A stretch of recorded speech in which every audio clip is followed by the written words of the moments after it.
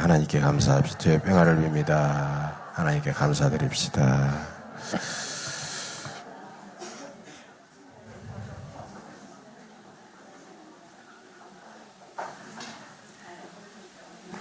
금년도 추수감사주의를 맞이해서 오늘까지 이 자리에 이르기까지 풍성한 은혜를 넘치도록 베풀어 주신 우리 하나님께 깊은 감사를 드립니다. 오늘은 감사의 유익이라는 제목으로 함께 은혜를 나누고자 합니다.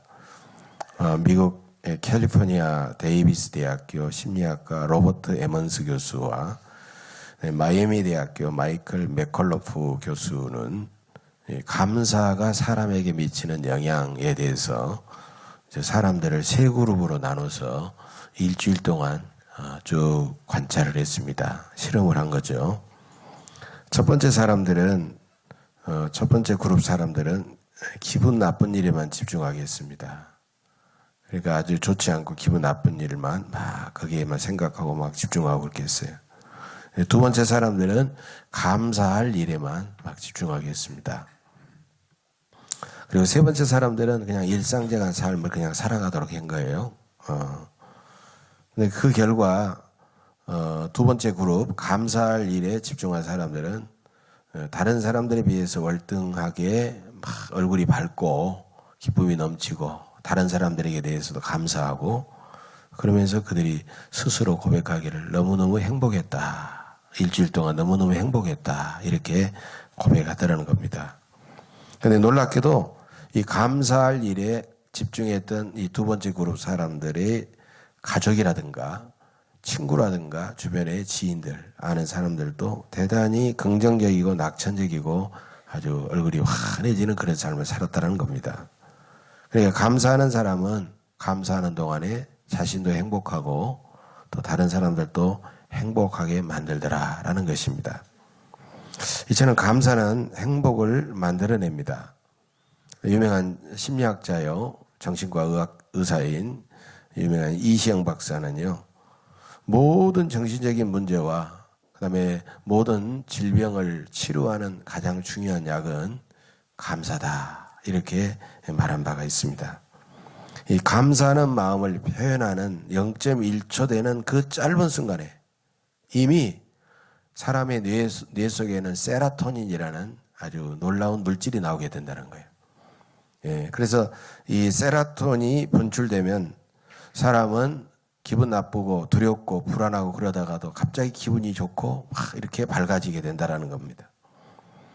사람들이 힘들고 어렵고 그러면 어떻습니까? 쉽게 불평하고 원망하고 염려하고 누구를 미워하고 그렇게 되죠.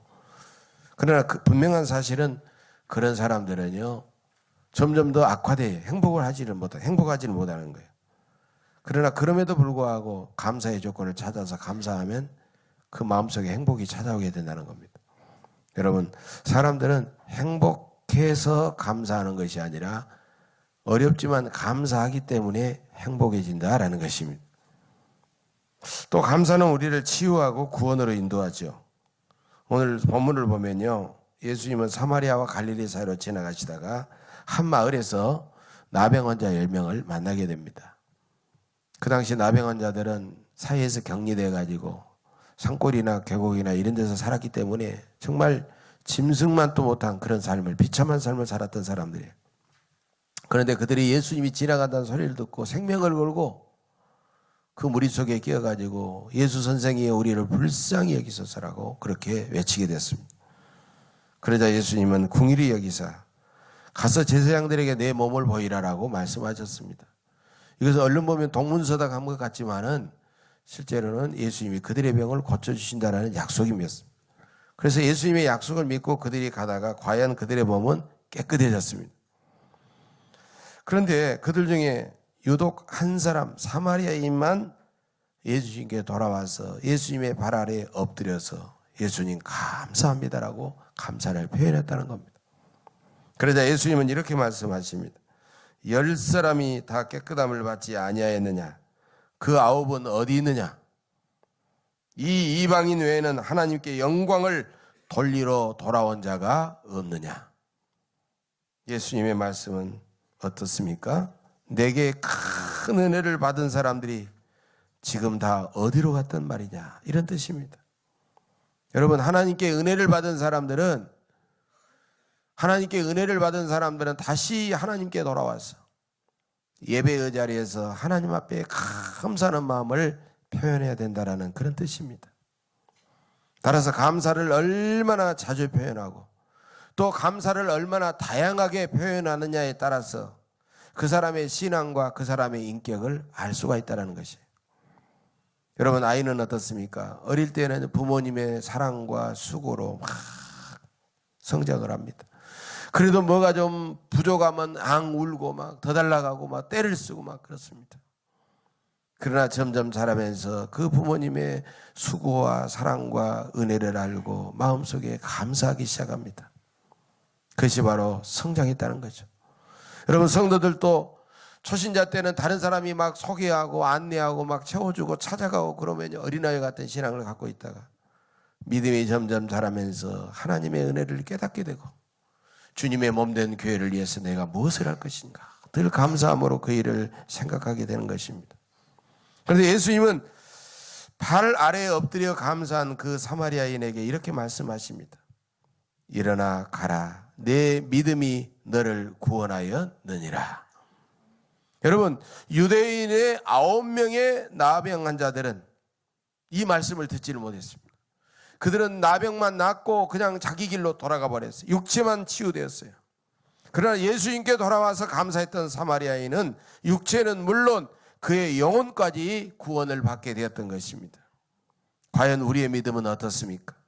수많은 사람들이 진실한 감사를 잃어버리기 때문에 구원의 기쁨이 없고 세상에서 근심하며 걱정하며 두려워하며 참으로 초라하게 살아가는 것입니다. 진실한 감사를 하나님께 드릴 때 진실한 믿음이 생겨나는 겁니다. 진실한 믿음이 부족한 이유는 그 속에 진실한 감사가 사라져버렸기 때문입니다. 인생을 살면서 어느 땐 주님의 은혜를 내가 받게 됩니다. 그러면 주님의 은혜를 받았을 때는 막 기쁨이 생기고 감사를 생겨요. 할렐루야 하고 막 하나님 앞에 찬양합니다. 또 이웃에게 찾아가서 막 간증도 합니다. 그러다가 점점 그 은혜가 점점 사라지면서 주님에게 받은 주님을 향한 감사도 점점 식어지고 살아가기 때문에 진실한 믿음도 함께 사라져버리는 것입니다. 일본의 신학자 우찌무라 깐조는 감사는 하나님께 받은 은혜에 대한 우리의 마땅한 응답이다라고 그렇게 말하고 있으면서 이 세상에는 3가지 저주가 있다라고 그렇게 말했습니다. 첫째 저주는 하나님을 믿어보려고 해도 믿어지지 않는 저주. 바로 이것이 가장 큰 저주라는 거예요. 두 번째로는 설교를 듣거나 성경을 읽어도 하나님의 음성으로 들려지지 않는 저주가 있다는 거예요. 세 번째는 내가 하나님과 이웃에게 받은 그 은혜와 사랑을 내가 알면서도 진실로 내가 감사하지 않는 저주라는 겁니다. 여러분, 감사보다 원망과 불평이 가득 들어있는 그런 마음이 저주받은 마음입니다. 어떤 경우에도 우리의 마음에는 원망과 불평보다는 감사로 충만해야 될 줄로 믿습니다. 이런 신앙시가 있습니다. 작은 것에 감사하라. 큰 것을 받으리라. 부족할 때 감사하라. 넘침이 있으리라. 고통 중에 감사하라. 문제가 풀리리라. 있는 중에 감사하라. 더 누리며 살리로다. 19세기 영국의 유명한 스펄전이라는 목사님은 불행할 때 감사하면 불행이 언젠가 끝이 나지만 형통할 때 감사하면 그 형통은 쭉 계속된다라고 그런 말을 했습니다. 사랑하는 교회 여러분, 우리 예원교회는 하나님으로부터 특별한 은혜를 받았습니다. 이 시간 저와 여러분 모두 하나님 앞에 진실한 감사를 함께 드리십시다. 예수님이 원하신 교회, 바로 예수님이 원하신 교회라는 예원교회라는 이름으로 새롭게 출애굽하여 우리에게 새로운 교회의 사명과 비전을 허락해 주신 하나님께 감사를 드립니다. 수많은 시련과 고난 중에도 150여 성도가 흩어지지 않고 오늘까지 인도해 주신 하나님의 은혜에 참으로 감사를 드립니다. 1년 반 만에 우리의 눈물의 기도와 헌신으로 인하여 귀한 성전 부지를 우리에게 허락해 주신 하나님의 은혜에 감사를 드립니다. 서로 다른 생각을 하나로 모아서 성전 설계도를 완성하게 하신 하나님의 은혜에 감사를 드립니다. 이제 2년 반 만에 성전 기공의 첫삽을 뜨게 하신 하나님의 은혜에 감사를 드립니다. 성전 건축을 위해서 물질도 필요하지만 믿음의 일꾼들을 보내달라고 기도했는데 이렇게 처음부터 마지막까지 신실한 믿음의 일꾼들을 보내주신 하나님의 은혜에 감사를 드립니다. 성전 건축비를 금융기관에서 무난히 대출받게 하신 하나님의 은혜에 감사를 드립니다.